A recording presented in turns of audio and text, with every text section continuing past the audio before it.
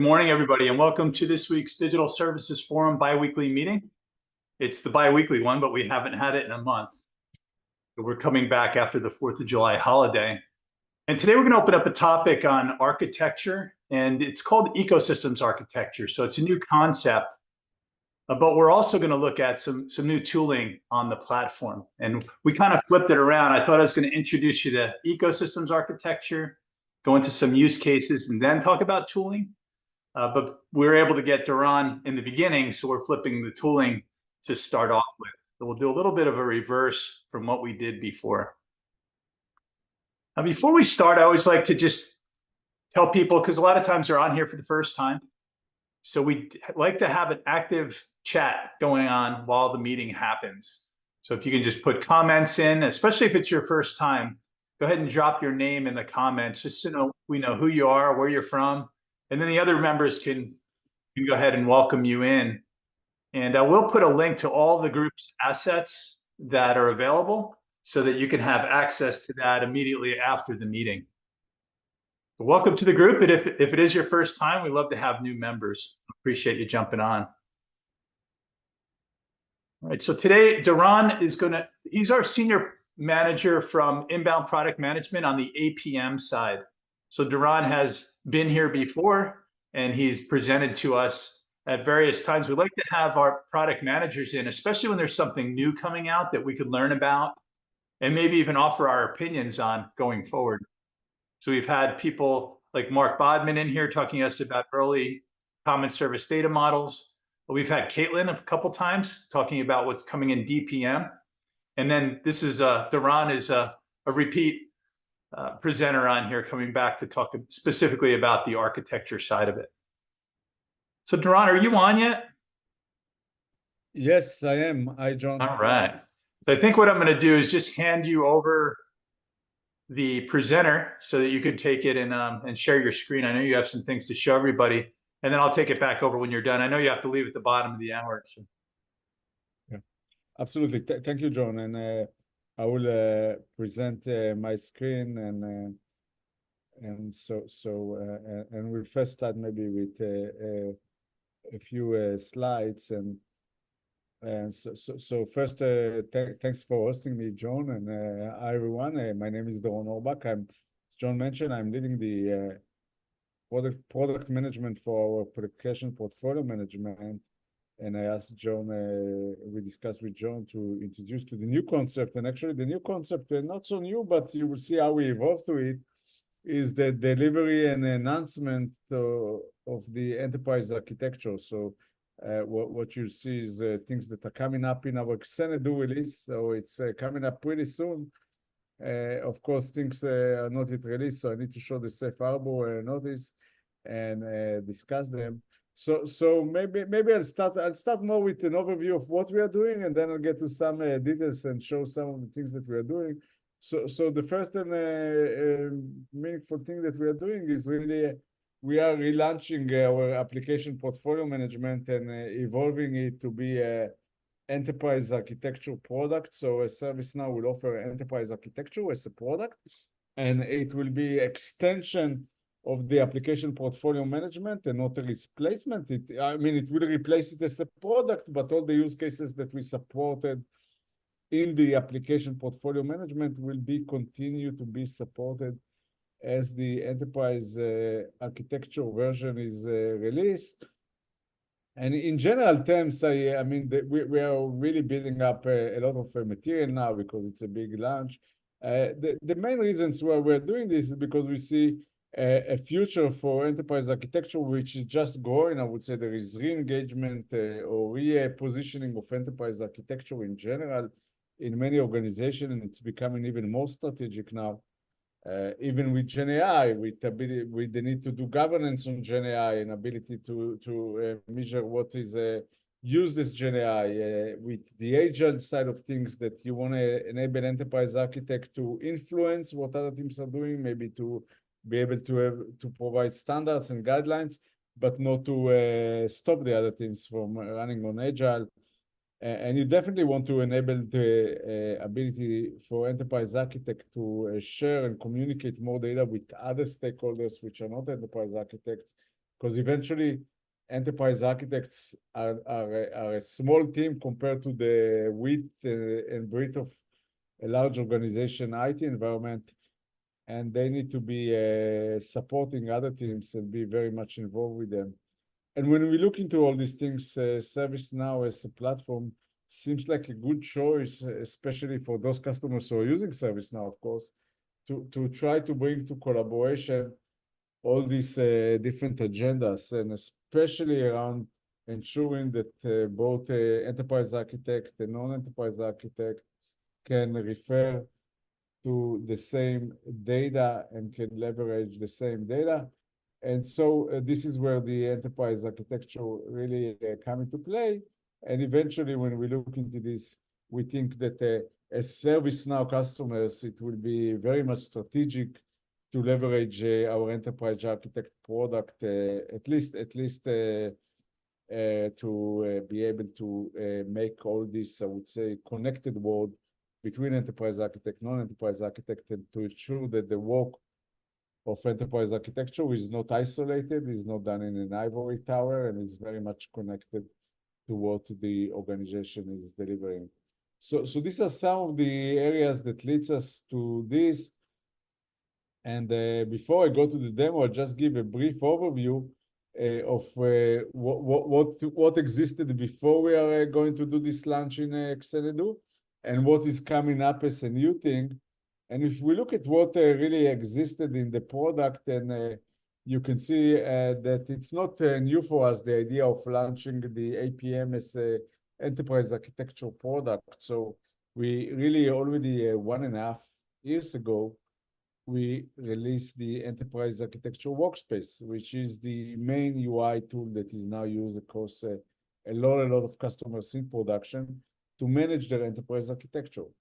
And so it was a little bit non-official that we were enterprise architecture tool.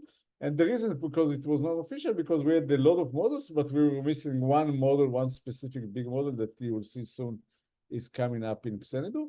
But when you go and look into the enterprise architecture product, you really will be able to see that you have very comprehensive dashboarding capabilities, ability to do application rationalization in a very graphical way, and be able to present the diagram of where applications are landing in the time format, if you want, which application you want to tolerate, invest, and so on. Also to manage other things that we didn't manage in the past, like digital integrations or interfaces, so the ability to understand which applications connect to which other applications, and then what are the interfaces and APIs that are using in order to connect it. Looking upwards into the business and aligning the business applications to the business capability management, and also be able to score this business application. And of course, because we are part of the platform, also be able to look into the very specific details of technology and where you're using technology that might be putting you in higher risk, like risk of life cycle risk or end of support life cycles. And on the other hand, also being able to set your own standards, so which software is offered this for production, which is not approved, and so on. So all of these things we can already do as part of the enterprise architecture workspace. So then we're coming to Xanadu, and the big thing, and this is really where I will focus most of the next 10 to 15 minutes when I will do the demo, is about the new capabilities that we are adding. And this new capability is really the ability to do modeling and future state modeling into the enterprise architecture workspace. So this is more about diagramming and being able to set what will be taking it from the baseline of the current operational state, and being able to move it to a future state of what would be or what we think should be the future state of the diagrams. So we are really starting, this is a journey, and we are just putting I would say, the first step in it, and delivering this in August as a first GA. By the way, we already released it in the what we call our innovation labs in the May release. So it's already out there in the ServiceNow store, but now we are moving and releasing it as general availability release. In the beginning, we'll support more, we'll focus more on CSDM, but as you can see, we are planning to extend to a more known standards like Archimate and BPMN. And we're also going to, and I will show some of these things today, we're also going to support more, I would say, high-level business diagrams that can look at things top-down, like value stream management and business capability management, business processes management, and so on. So these are some of the things that I'm going to show now in the demo. I'm not sure, John, if you want to take any questions for now, if somebody has, or wait until the end of the session to see if anybody has any questions so far. I think we're good so far. Okay. Sounds great. Do you have a sense of when you'll be to the Archimate, business modeling? Yeah, Archimate is currently planned for our February release in 2025. So we release on a cadence of every 3 months. So yeah. Okay, so February-ish. February, yeah. Yeah. Okay. So over here, this is the enterprise architecture workspace, and there are different modules here. I won't go into them in details today, but the dashboarding and the business capability management and business capabilities and business more of the TRM catalog that we offer. And the newest addition to this is really the diagramming. And when we call it, by the way, enterprise modeling and visualization. So there is a little bit of, I would say, overloaded naming. We have diagrams, model, visualization. Eventually, there is one capability that's added. We just, I think we could have been more focused on the name selection, but what we can see, we have already pre-built a diagram, and diagrams specifically have a name. They have also a category, so you can categorize the diagrams into different categories. Let's see a little bit if I group this, so it will give a sense of different categories. So you can see applications, architecture, application communication. And here I'm looking into my application migration diagrams, and you can see there are some diagrams that I've already pre-created in previous demos. So I'm trying to be very creative on my naming, but it's stay close to the same names all the time in my demos.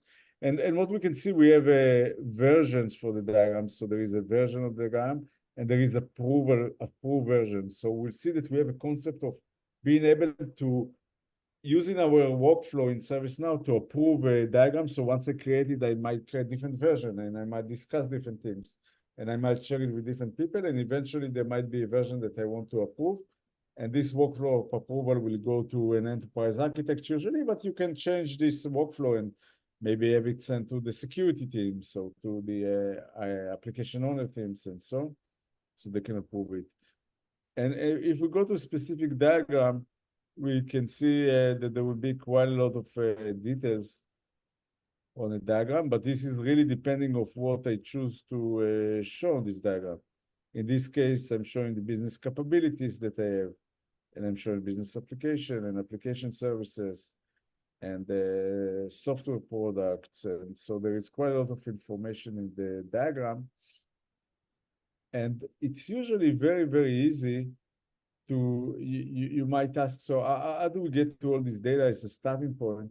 And the answer is that if we're looking at our model, and now we'll go to the portfolio that I have.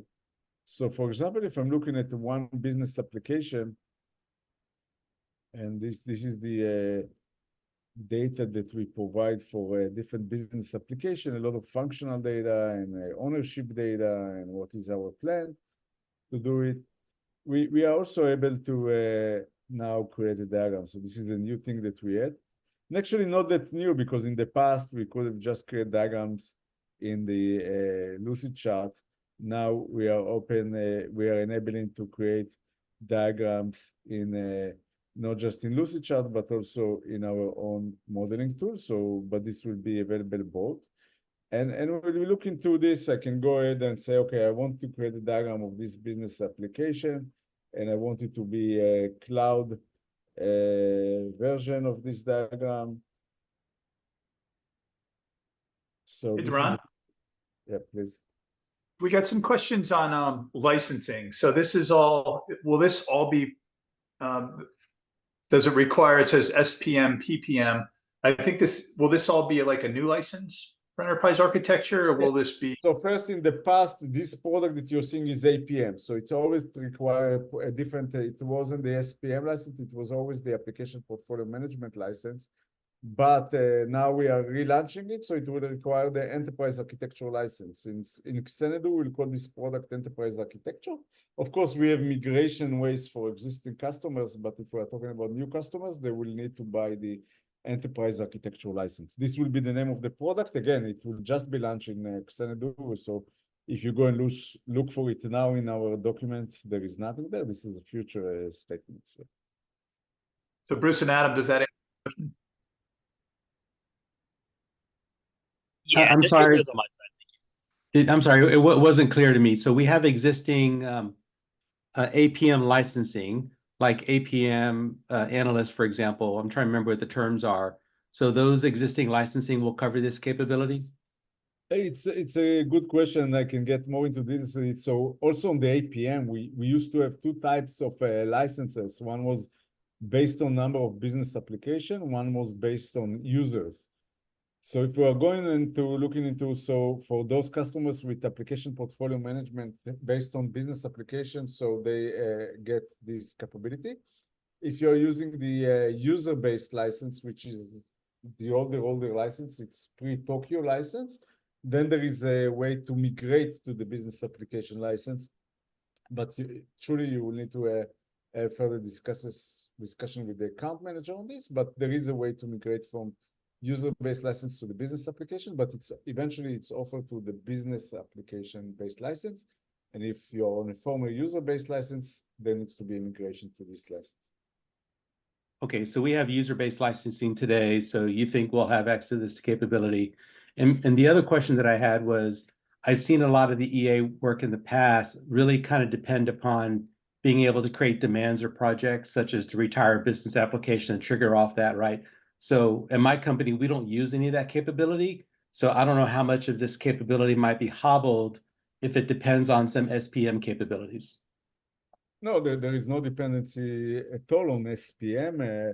You can create demands for it, but once demands are going to a general table, which is available to all customers, not just SPM. In SPM, they take this table and then they make modules of prioritization and so on, but you can use this tool without any demand creation. So for example, if you take a decision to retire a business app, you can also capture it within the tool itself, so it will be taken on the business application. We're also delivering a model of architectural decision records, so you can take decisions and categorize them as architectural decision records. So the SPM, I would say, just because we're on the platform, it's just an added benefit. If you have SPM, you can create a demand and it will go to standard prioritization in SPM, but it's not definitely not required to use this tool. All right, thank you. So looking into this, I can provide this architectural, let's say it's application migration, and I can choose what do I show. So in this case, I will show the application services and business capabilities, and then I can create this diagram.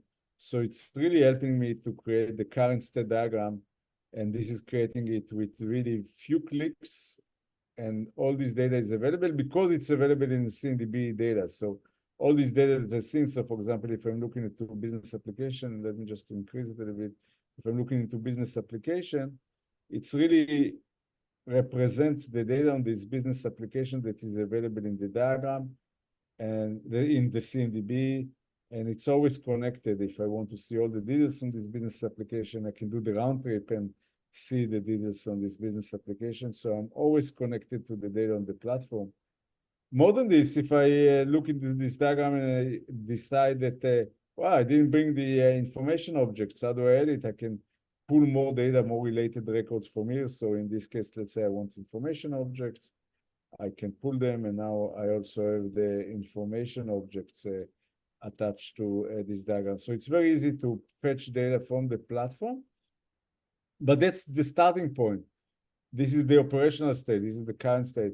For me, I can start maybe to create a future state. So I'll create a new version for this. So Now everything that I will make here will not be affecting version 1. So we have 2 versions. Everything that I will create on version 2 will not touch version 1. And I can start to play. I can maybe add a notation. I want to see to add actors and to add who invokes something and who is doing something. So I can add these general things into this, and I can add these notations and add this kind of data. But I can also, and this is really where the power of the platform and being connected to the platform called to play, I can also add real elements.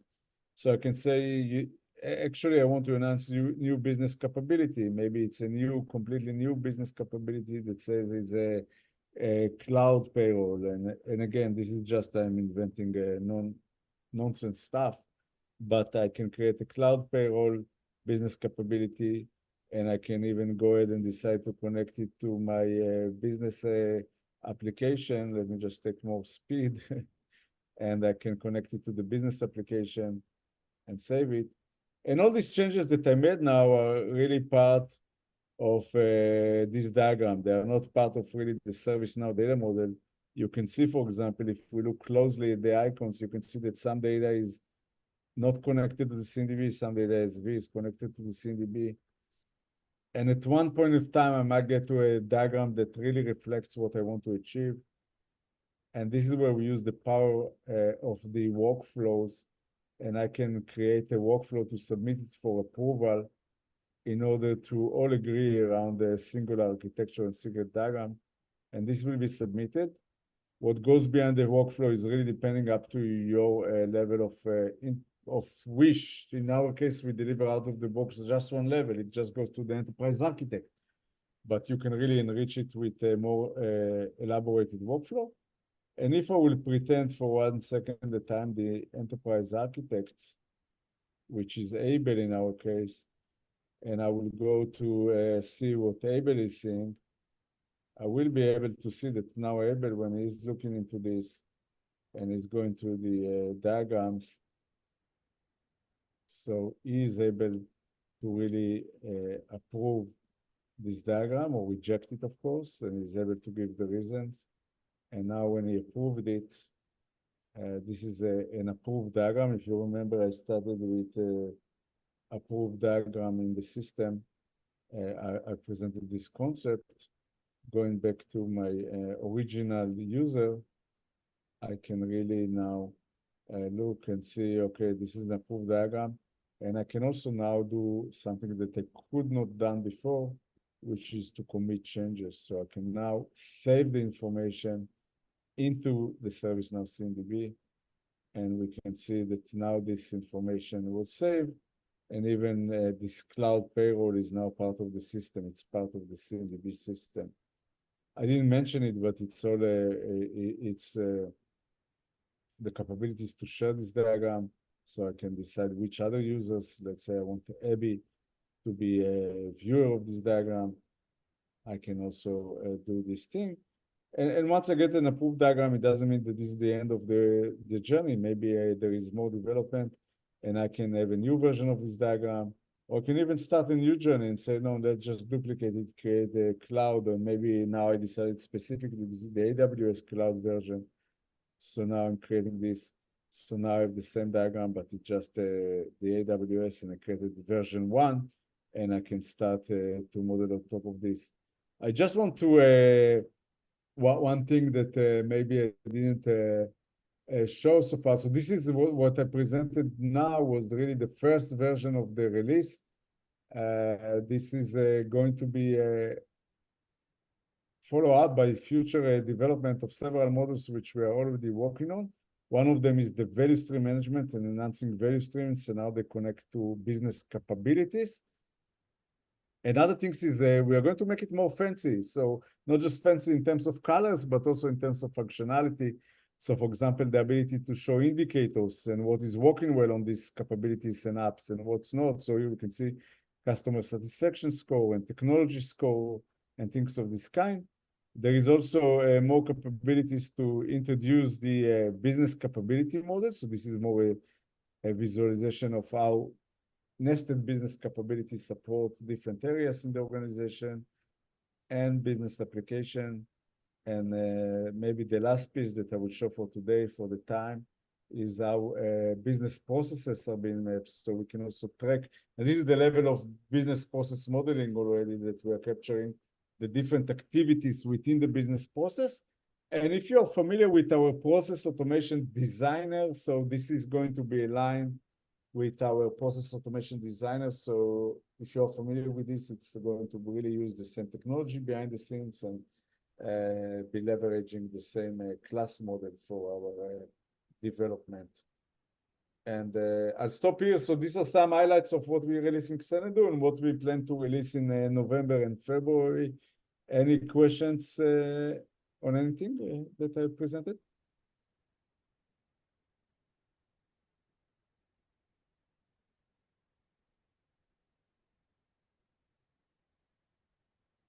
And we were, Yeah, it looks like yeah, there's a couple different things in regards to the different types. I see people talking about dependency views and service maps. I didn't see it either. And so, we have service maps, we have dependency maps, and now we have this arc diagram also. So I think there's questions around overlaps, or is one replacing the other, or anything like that. Yeah, if we look just as very short in a nutshell, if we look at our modeling, it doesn't replace the node map and so on. What we are doing is really enabling to build the next, I would say, the future generation. It's not about operational state. If you only wanted to show operational state and service map, the node map, the CMDB maps are the right choice. If you want to take this operational state as a starting point to build the future state, the imaginary state, then the enterprise visualization will be the right one. This is, by the way, as I mentioned, it's already available to download from Innovation Labs in the ServiceNow store for enterprise modeling and visualization. And there is going to be a lot of features. I see that I'm asked about several features, but there are going to be a lot of features. By the way, one of the features is the launch from the node map into the modeling and visualization. So we'll be able to say, okay, I'm looking at current node map, CMDB, launch it into the new modeling tool because I want to start modeling, then we will launch it exactly from where we are. We're also going to show, I would say, integration views. So how different business applications are integrated one with another. This is also another view. So, and I mentioned Archimate. So we have big agenda. We're trying to prioritize it also based on discussions like this.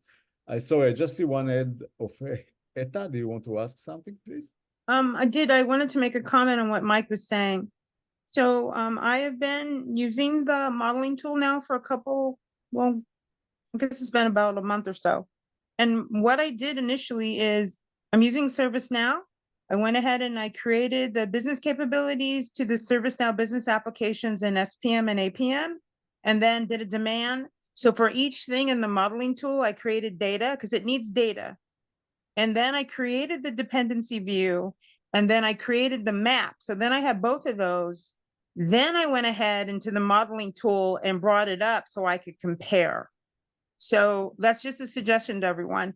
So go ahead and build out your data. Like I said, I used, SPM and APM for obvious reasons, because that's my jam. But then that way you can really see it. And I love where this is going. I've been on my business architecture path for like 3 years now. And so I'm excited about this whole journey. Thank you. Yeah, I like that, because the concept, right, is that, that we're always trying to figure out is enterprise architecture design something. And so they have the concept up there. And then, the service maps and the dependency maps are actually what's built down in the orange, right, of the CSDM. That's actually, captured and crawled and everything like that. And you can almost overlay, the drift from what was designed. Exactly. And as CSDM5 comes in, and now we have the idea domain, think about this when you're asking, okay, is it a duplicate? And then that next one, does it exist already? My interpretation of that is, do I have this business capability already? So I can now use enterprise architecture to see, do I have this business capability already? And if I do, what business application is it? Or what is it? What are we calling it now? Product? We renamed it. it's gonna be called something else, right? But everything Digital is product. coming Digital- together. Yeah. Thank you for the feedback, Etta, and everybody else on this call. I really appreciate it. If more feedback come to mind, please reach out to John, and John knows how to find me. So I really appreciate it. Really useful, and thank you very much. Thanks, Doron. I'll send you the recording over, but appreciate you jumping on with us. Thank you. Right. And we're going to go ahead and switch gears a little bit now. This is my stuff I have that I'm going to talk to you about today is a little further. It's introducing a new concept, and I might be a little bit late for Doron to rename his product, but it's going to be about ecosystems architecture. I'm going to talk to you a little bit about what that is first, and then talk to you about a proposal for this, around the tooling. So if I start out and you look at the tooling for ecosystems architecture, I'm going to show you what I'm proposing first, and then I'm going to try to defend that as best I can. And any feedback you have that you could put in notes for me to improve upon this, because it is a first time showing it to the public. So any feedback you can provide on this would be great. So basically what it is from a tooling perspective, it's taking configuration management, not CMDB, not CSDM, but just general configuration management. So the configuration management of everything in your business. I'm going to talk about a municipality today, like a city or a county, but in some environments, like we had somebody that were talking through this from a car manufacturer, and their big things were supply chain,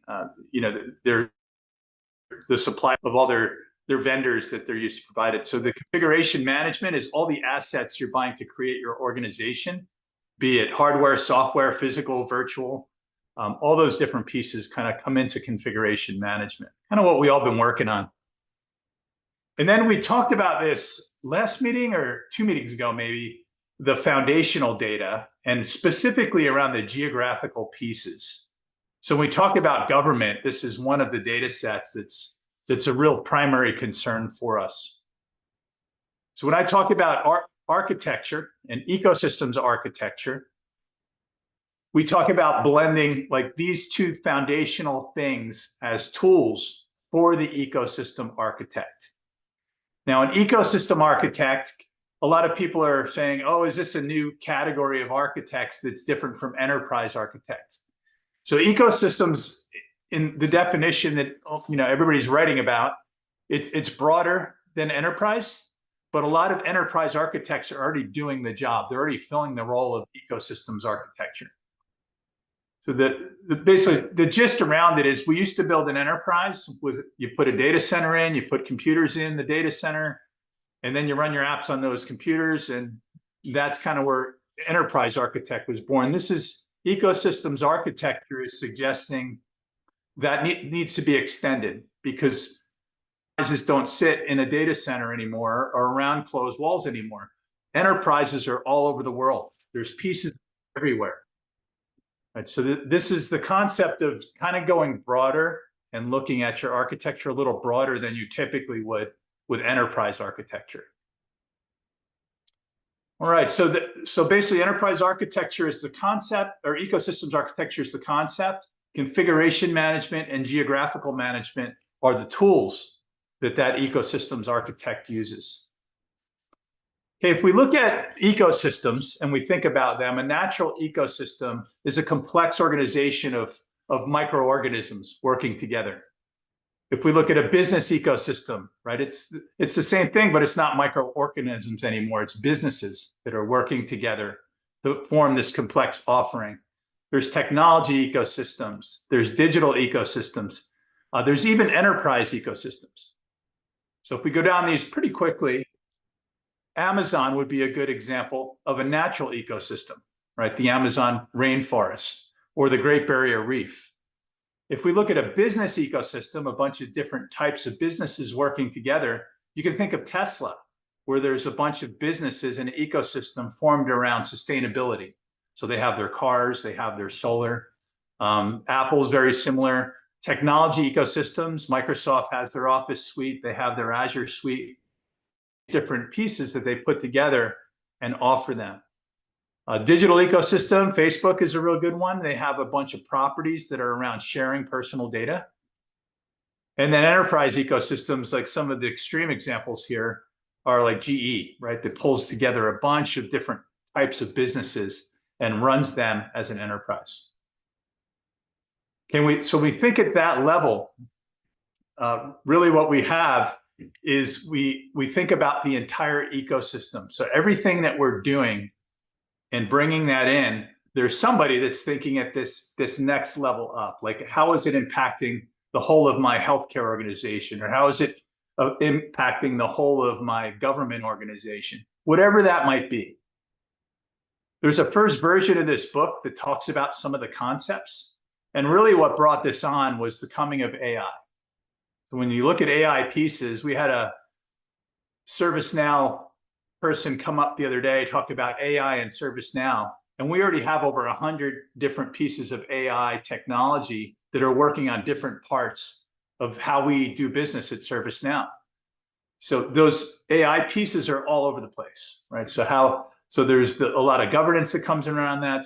So AI is really what's pushing outside of the boundaries of what we traditionally think of as an enterprise. And that's what this book is about. So this book has a version 1 that's very kind of out there thinking, I'll call it. But version 2 comes down to more of what are the use cases? How do we use this? How do we work differently with architecture than we work today? And so I remember this story that my brother-in-law told me a while ago, and I thought it would be a good story to tell to get us started. Because if you think of ecosystems, a lot of people think of these natural ecosystems and how those microorganisms work together. So this is a picture back in 1903. They brought in this thing that they thought was a good idea in the South, and it's called kudzu. So they were trying to figure out a better way to feed the livestock. So they brought in these kudzu plants in order to create a better way to feed them. So what happened is kudzu was really like the environment there. So when they brought it from Asia and they brought it into the deep South, it grew like crazy. So today what happens is that kudzu costs the deep South between $100 and $500 million a year between eradication, replacing power lines that this kudzu takes down. So an ecological nightmare for the South. And they're still dealing with it, and it's spreading throughout the United States. Back in 2009, the kudzu beetle came down south, and everybody's like, this is great. They're going to eat all the kudzu, right? That's what they like. That's where they come from. Well, it turns out the kudzu beetle prefers soybeans, which is the main crop of the South. So on top of the $100 to $500 million loss because of all the overtaking of the vegetation, additionally, they have a 20% crop yield loss for soybeans because now they have the beetle down there that's thriving. So this thing that started all the way back in the 1900s is now spreading from Asia, came over to the South, and now it's even spreading in the Northwest of the United States. So this is an example of architectural thinking, right? If this design to bring this stuff in had never happened, and people had done the ecological studies to make sure what I'm bringing into my environment makes sense, this could have been prevented. So if we bring this back down to our level now, right, we think about the humans that we deal with. The United Nations came up with the ecosystems architecture of the future. And what the United Nations says is, you know, people have needs when we form governments and organizations of people. They have really basic needs. You need water, you need a place to live. And for those of you that work in government, you'll probably understand that there's agencies created for all this stuff. So that's really the foundation for it a lot, is they're saying, how do we create these ecosystems so that we can basically support humans better, right? So that the United Nations really does that. If we go safety needs, right, we move into the energy and utilities area, all of the safety pieces, social needs, esteem needs, right? And then all the way up to where we're like creating our businesses and what are we doing for trade so that humans can actually make a living, right? So if you look at the United Nations, that's what they're actually looking at. Now so I can give you some use cases on how we can use configuration management together with the geographical management, together with the practice of ecosystems architecture. I want to share a quick 1-minute video. I might have to reshare here because I got to make sure I share my screen one. Share soon. Let's share a 1-minute video here on this this futuristic city that we're going to use as our use case. But I want you to think about how you would do this for your organization. I'm going to be quiet for a minute here while you guys listen to this.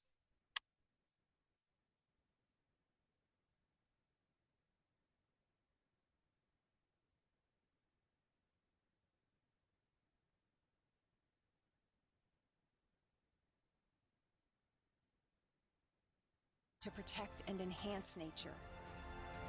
The line communities. A revolution in civilization is taking place. Imagine a traditional city and consolidating its footprint, designing to protect and enhance nature.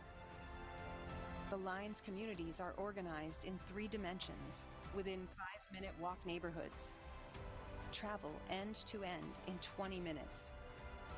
Designed by world-leading architects, the line is 500 meters tall, 200 meters wide, 170 kilometers long, and housed within an elegant mirror glass facade. The line is designed as a series of unique communities, providing equitable views and immediate access to the surrounding nature. At the heart of the globe's key trade routes, a place for commerce and communities to thrive. The line, the city that delivers new wonders for the world.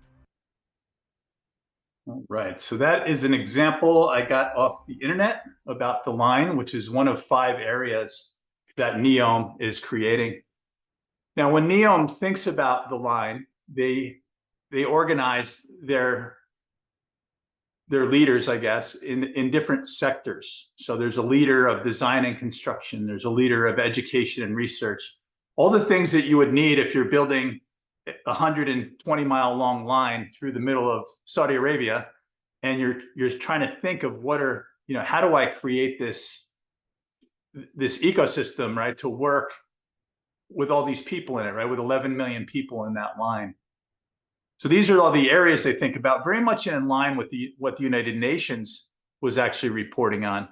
And underneath each of these, if we think about having an ecosystems architect, and we think about having that ecosystems architect have the GIS information together with the configuration management information, these are some of the use cases that you might think about, right? So there's very specific sector-based use cases for configuration management to track the IT assets for the digital infrastructure, and also the geographical information.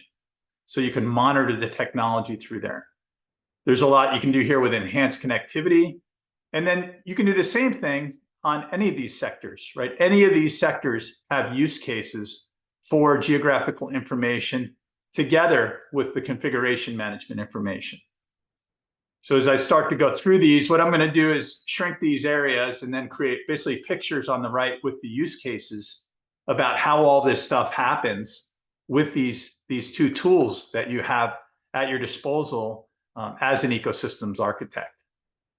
Okay, so each of these would talk about how do we use that configuration management data. So it's basically really thinking next generation about the CMDB, not tracking laptops and servers, but tracking everything that has configuration, all assets that have configuration. So that's really that level of thinking we're trying to get to here. Now, the architects that are involved, whether it's the ecosystems architects or the architects in the specific environment that are in charge of manufacturing, the big use cases are really going to come down to is what are those cross-sector things. So what are the big goals of NEOM, right, as a city, or if it's your company and you're doing manufacturing, like Boeing, it would be to deliver airplanes, or different companies to do different things. So whatever your sectors are, right, you'd have those use cases within the sectors. But what you'd also have is these examples where you would have big things that would cross all the sectors. Right? So in this NEOM, this futuristic city, I need to be able to look at all of those things I have, right? All of my assets that are configured in different ways. So I need to know some information about the configuration so that I can look at what are the new ways that we can enhance sustainability. What are the ways that we can improve the quality of life? So if I have all that information, like geographic distribution of everything and where it is and how it's configured to work with other things within the NEOM ecosystem, you know, how can I support these use cases better with that foundational data? So another one that came up here, like a runner-up on these top three, was disaster recovery, right? Disaster recovery. We had somebody present on that about 1.5 years ago. When you think of DR, right, it really crosses all sections of an organization. So when you get that data, and if you have somebody running the CMDB and their main focus on the CMDB is just to take care of the data center, right? You don't really get this opportunity to leverage the data in quite the same way as what I'm proposing here, as like an ecosystems architecture would, an ecosystems architect would actually propose. So the thinking here, right, is to kind of escalate the thinking behind ecosystems management. A lot of the workshops that I've done with a lot of people who are on the call today, right, a lot of the workshops focus on the CMDB as part of the ServiceNow platform. And what we've been doing in a lot of cases, we've been elevating that CMDB and CSTM data so that we can have a better global picture of our services and then all of the assets that support those services, right? So that configuration of the services rather. And then we can do these types of things, right? We can think about how can we use that data to support those bigger use cases. So I think a lot of the, you know, the big part here, right, is that when we look at this, we have to think about the configuration management differently. We have to think about the geographical information differently. There's all these relationships on that side about how your different areas are organized, whether it's a shape around a football field in a city, using the city example, or it's a specific address, like geographical address of an office, or it's the 5th floor in building 5, right? So that's that geographical information, the relationship of those geographical spaces is really important as an augmentation to those assets that you have. So there's different relationships of those spaces, just like there are in the assets. And in order to elevate the value of this data, right, you need to also elevate the position, right, the people that use this data. So the proposal here basically is for an ecosystems architect to come in and be able to position that data as very strategic to the organization, and not only how it operates within the enterprise, but how it operates across the entire ecosystem. And so all of its vendors, all of its different databases and data sources, and all this AI stuff that's going all over the place, right? Like there's no more enterprise as the enterprise used to be, right? We still need that enterprise architecture thinking. We still need to have, you know, that function doesn't go away, but we get a lot of more of these enterprise architects that start to fill that role of the ecosystems architect, to have that broader perspective. So if you want to learn more about the ecosystem architecture, there is that book. I'll put a link when I upload these slides in case you want to use these slides. But my thinking here was this group will be able to use kind of that same, maybe this is a template to describe ecosystems architecture in your own environment. Some people already say that we're not really doing enterprise architecture here. So this may be a different way to reposition enterprise architecture in your organization, right? To have that broader thinking that you really need for that next generation of technology and how it's going to support all these different environments. So what you'll have here is you'll have, like I said, that template, and this will be your sectors on here, right? So I gave NEOM as an example. I pulled it off of the internet and I thought it was really cool to kind of get everybody thinking that way.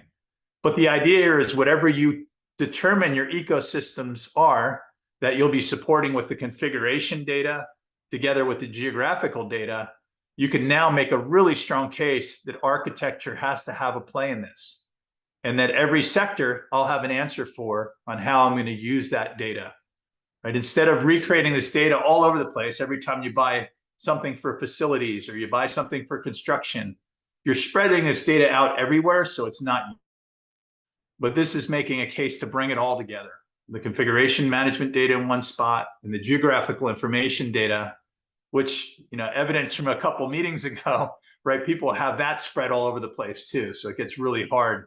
I guess this is more of a master data management proposal, but it's also a proposal for new use cases, new ways of thinking about how you architect enterprises. Okay, so that hopefully you guys can use this as a template and apply it on your own. I'd love to see somebody present this back to me with their organization mapped out, something like this. But I'll be providing subsequent upgrades to this so that you'll have the template at least out on the forum so that you can pull it down and use it. All right, the last piece on here I had is I'm going to go ahead and just give some information. All this stuff you'll see here, if you come out to that link I put in the chat and you type on, you go to the forum and then there'll be a blog in the forum. So you can go to the Digital Service Forum blog and that will give you access to the recording of this video. And then Doron's slides and my slides will be up there by Monday. Right? So you'll have access to all this in the community. You can also sign up here for future sessions or go ahead and get information from past sessions. So if you are interested in that conversation we had, led by a bunch of you guys, I didn't really lead that one, but on location data, you can go back to that on this community. I want to open it up for questions on anything on ecosystems architecture or any feedback on how, hey, John, that was good, but you should have gone at it this way, right? To introduce that new concept and the new way of thinking.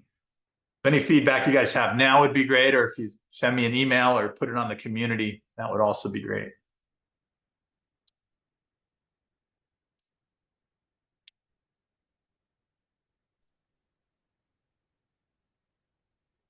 Hey, John, it's Alan Prohaska. Hey, Alan. Hey there. This is great. Thank you very, very much for this.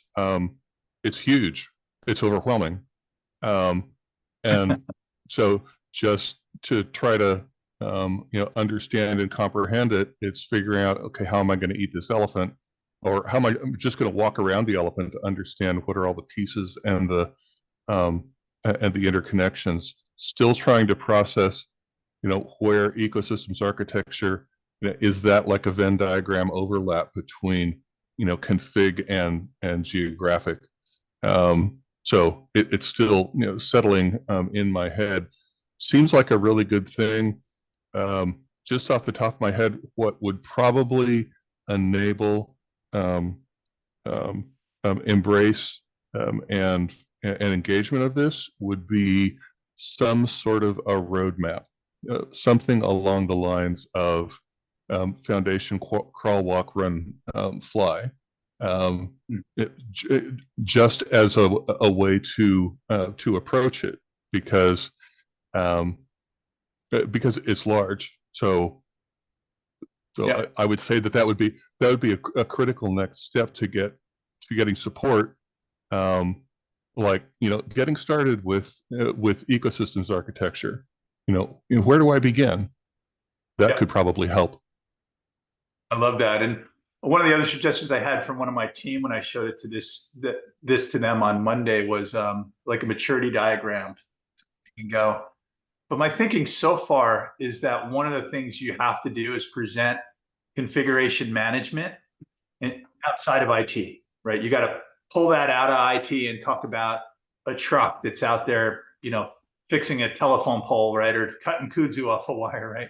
Like there's something that has to show, because I think people, when you say CMDB, right away, people think of laptops and servers in a database, right? They don't think of facilities assets or construction assets, right? Or those types of things. So that might be kind of like a phase one is, do something outside of, use the configuration management outside of an IT area. Yeah, I like. Another way to bridge out could be either device management or Internet of Things. because both of those get out of the like either the ivory tower or the walled city of the data center. Yep. And with a device out in the world, it's not as regularly controlled. And so how does that get configured? What do we need to know about that? And once you're outside of the data center, it might be easier to get that bridge that you want. Okay, so let's think about some other things that aren't IT that have configuration, or more, and perhaps the problem approach to that would be, okay, once you're outside there, what's something that causes a problem once your configuration goes wrong? And how could that be prevented? Just those are ideas off the top of my head. Yeah, I love the use case idea, and that's kind of where I'm going here, but I think I need some pictures and more descriptive things so that I can maybe pick a sector that they're really interested in. Like if I had, people that were in here for food, right? I could click on it and talk about that topic so that this way it's more spread around and kind of options. That's my thinking here. There'll be those stories that I could tell in each area as we go forward. Right. Love that. Cool. Anybody else have? GIS stands for Geographical Information Systems. Carol, so we talked about that as foundational data a few meetings ago. So that's all of your location data that is, in the ERP, according to Etta, right? She said that's where it belongs most of the time.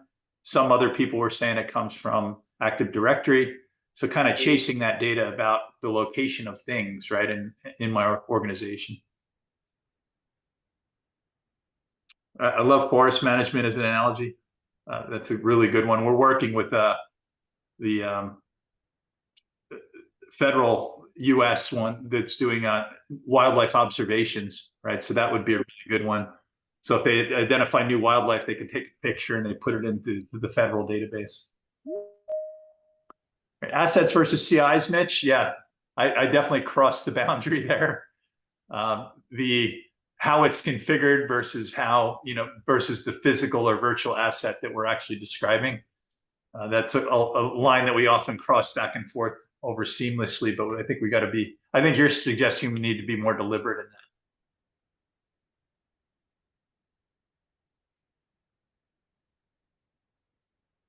that. Right. Yeah, the other thing I'm trying to think of a bridge also is of something that's familiar. Because as we go to right now, as we focus in the services in this area, right, we bend our need to the business capability. It just feels almost like a bubble around or a higher level of business capability as an ecosystem, and I like the Tesla's situation too, where, okay, you know what, the ecosystem that you depend on that's outside your organization, you want to build that ecosystem within your organization so that you can control it. Like, they took on chips, or they took on the battery manufacturing, right? Instead of having all these different things, and maybe that's an ecosystem of itself that you bring in to your organization. Yeah, complex. Basically, it's a complex model for things operating together, like the organisms or the businesses. So you can kind of do that around anything you want to, right? It's a little broader thinking. That's what Mark said, right? That Mark said that we're specifically calling out the fact that we need a broader thinking methodology around architecture, right? Because of how it's changed over the years, and enterprise architecture hasn't really changed that much. I think when we had Bill in here talking about business architecture, I don't know if you guys remember that, but I think it was last year, that video got a lot of watches from that session. But that's kind of that too, right? Like they separated themselves out of enterprise architecture and specifically modeling the business. That was a little different too than, kind of challenging the enterprise architecture traditional definition, if you will. All right. Oh, we're over 2 minutes. Sorry, everybody. Thank you very much for all the feedback on this. If you have any more thoughts afterwards, I know it's a big topic. Send them my way. I appreciate the feedback so far. Thank you, John. Thanks.